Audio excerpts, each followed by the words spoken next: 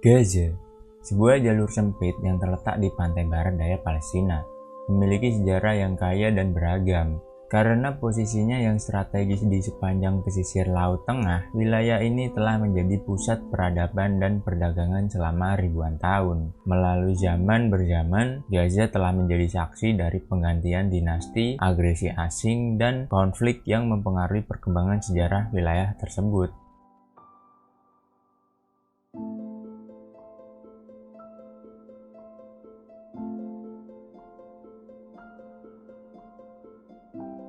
Sejarah Gaza dapat dilacak hingga ke masa sebelum Masehi. Kota kuno Gaza dikenal sebagai satu dari 5 kota Filistin yang memiliki hubungan erat dengan bangsa Yunani dan Romawi. Pada zaman Helenistik, Gaza menjadi tempat penting untuk kebudayaan dan perdagangan, menarik pelajar dan pedagang dari seluruh Mediterania. Pada abad ke-7, Gaza ditaklukkan oleh pasukan Arab.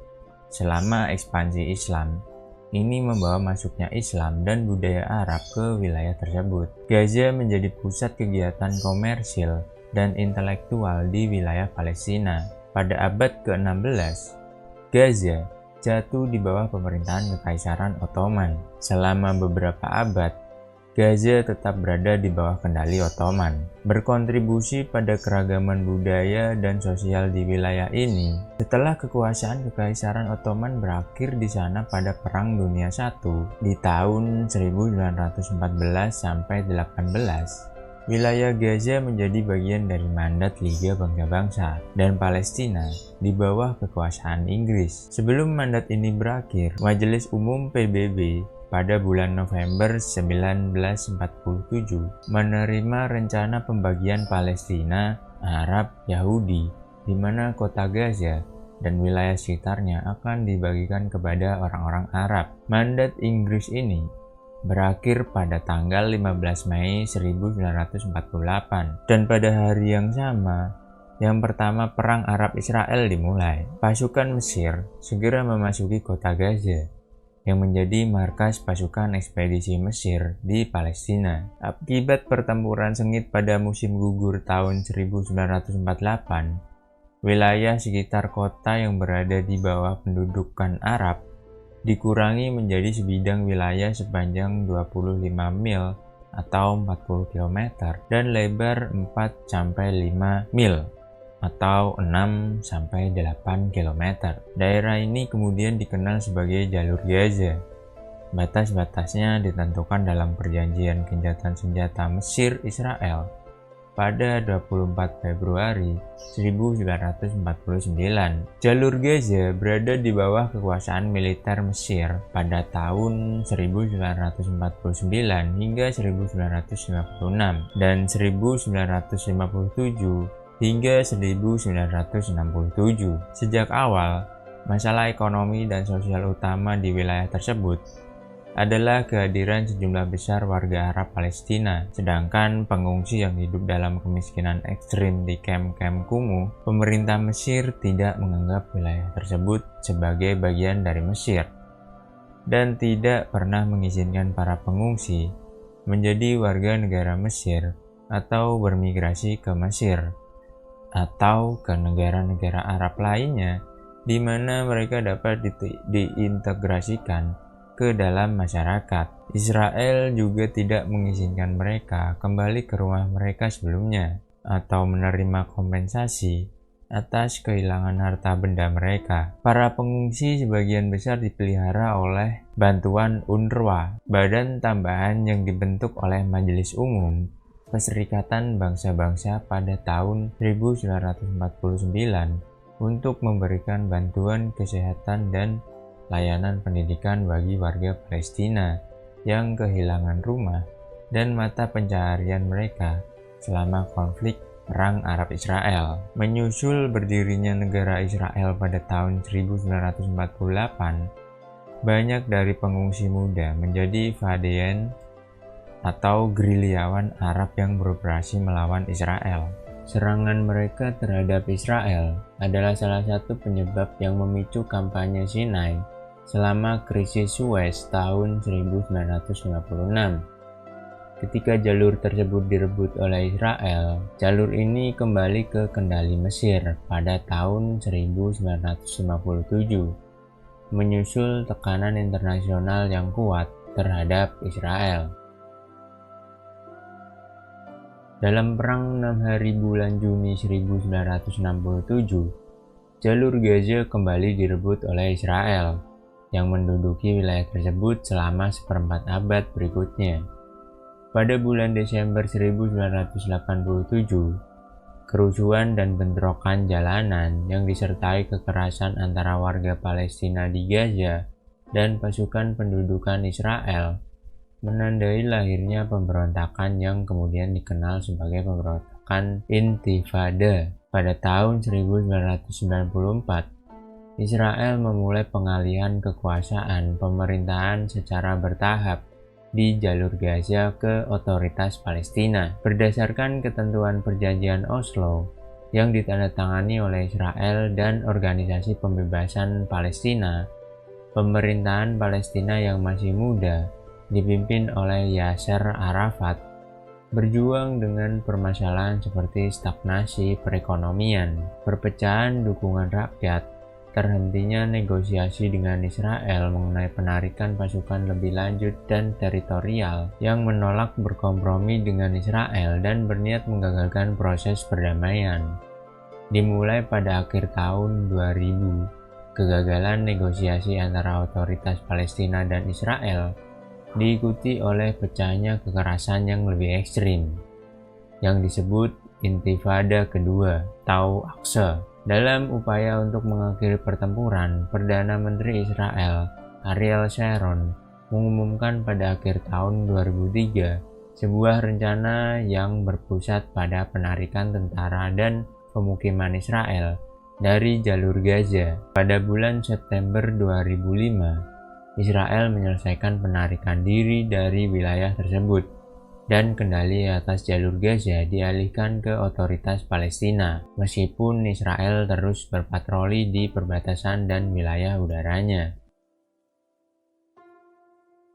Pada pemilihan parlemen otoritas Palestina tahun 2006, Fatah yang telah mendominasi politik Palestina sejak didirikan pada tahun 1950-an, mengalami kekalahan besar dari pihak Palestina yaitu Hamas. Hal ini mencerminkan ketidakpuasan selama bertahun-tahun terhadap pemerintahan Fatah yang dikritik karena korup dan tidak efisien.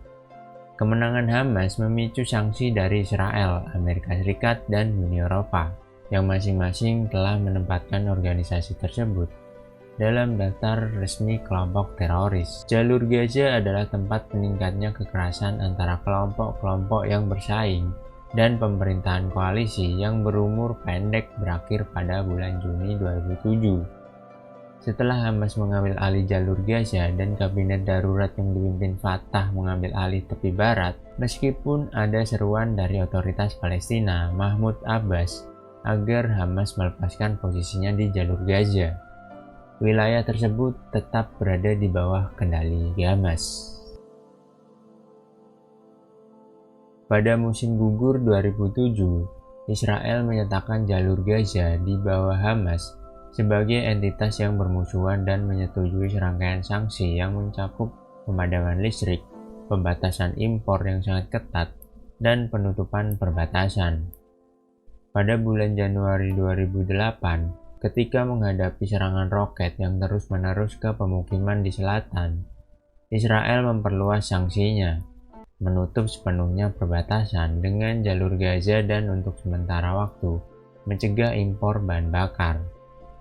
Belakangan pada bulan itu, setelah hampir seminggu blokade Israel yang semakin intensif, pasukan Hamas menghancurkan sebagian penghalang di sepanjang perbatasan di jalur Gaza, Mesir, yang ditutup sejak pengambilan Hamas pada pertengahan tahun 2007 hingga tahun 2011, sehingga membuka celah yang menurut beberapa perkiraan, ratusan ribu warga Gaza masuk ke Mesir untuk membeli makanan, bahan bakar, dan barang-barang yang tidak tersedia di bawah blokade. Presiden Mesir Hosni Mubarak untuk sementara waktu mengizinkan pelanggaran tersebut untuk meringankan kesulitan warga sipil di Gaza. sebelum upaya dapat dimulai untuk memulihkan perbatasan. Pada tahun-tahun setelah blokade Israel di Gaza diberlakukan, sebuah organisasi yang dikenal sebagai Gerakan Pembebasan Gaza melakukan sejumlah upaya maritim untuk menerobosnya. Misi pertama, yang terdiri dari sepasang kapal yang membawa pasukan medis dan sekitar 45 aktivis, diizinkan mencapai Gaza pada bulan Agustus 2008, dan bulan-bulan berikutnya juga berhasil. Pada bulan Mei 2010, sebuah armada yang menuju Gaza menjadi lokasi bentrokan antara aktivis dan pasukan komando Israel yang menewaskan 9 dari 600 aktivis yang terlibat. Di bawah pemerintahan Mubarak, kerjasama Mesir dalam menegakkan blokade sangat tidak populer di kalangan masyarakat Mesir. Pada bulan Mei 2011, 4 bulan setelah pemberontakan rakyat di Mesir, yang memaksa Mubarak mundur dari jabatan presiden, pemerintah sementara Mesir mengumumkan bahwa mereka akan membuka kembali perbatasan Rafah secara permanen, sehingga warga Palestina dapat melewati antara Mesir dan Gaza. Sekitar 1.200 orang diizinkan melintasi perbatasan setiap hari, sehingga warga Palestina dapat melewati antara Mesir dan Gaza. Sekitar 1.200 orang diizinkan melintasi perbatasan setiap hari. Meskipun perbatasan tetap ditutup untuk perdagangan, namun dalam kekacauan setelah penggulingan Presiden Mesir Muhammad Morsi pada musim panas 2013, lalu lintas melalui perbatasan dikurangi menjadi 50 orang per hari karena masalah keamanan dan kemudian ditutup sama sekali. Setelah otoritas Palestina mengambil kendali atas penyeberangan perbatasan Rafah pada akhir tahun 2017, Mesir mulai mengizinkan 200 orang per hari untuk melintasi perbatasan pada bulan Mei 2018. Perbatasan tersebut ditutup sementara setelah otoritas Palestina keluar dari jalur Gaza pada bulan Januari 2019, namun dibuka kembali beberapa minggu kemudian oleh Hamas. Selama pelanggaran perbatasan yang jarang terjadi dan berkepanjangan ini, puluhan ribu warga Gaza dilaporkan telah bermigrasi secara permanen dari jalur Gaza setelah berbulan-bulan terjadi kekerasan antara Israel dan Hamas pada pertengahan tahun 2018. Israel mulai melonggarkan perbatasan blokade sebagai bagian dari upaya untuk mendorong perjanjian gencatan senjata yang lebih berjangka panjang untuk keduanya. Pada tahun 2019, Israel mengizinkan aliran barang tambahan masuk dan keluar wilayah tersebut, memperluas zona penangkapan ikan yang diizinkan bagi warga Gaza hingga batas terbesarnya dalam lebih dari 1 dekade, dan mulai mengizinkan ribuan warga Gaza melintasi perbatasan untuk bekerja di Israel. Qatar sementara itu mulai menawarkan bantuan kemanusiaan senilai puluhan juta dolar ke jalur Gaza pada akhir tahun 2018. Setelah Israel dan Mesir setuju untuk mengizinkan bantuan tersebut, pada tahun 2021 mereka telah menyalurkan hampir 400 juta dolar ke wilayah tersebut.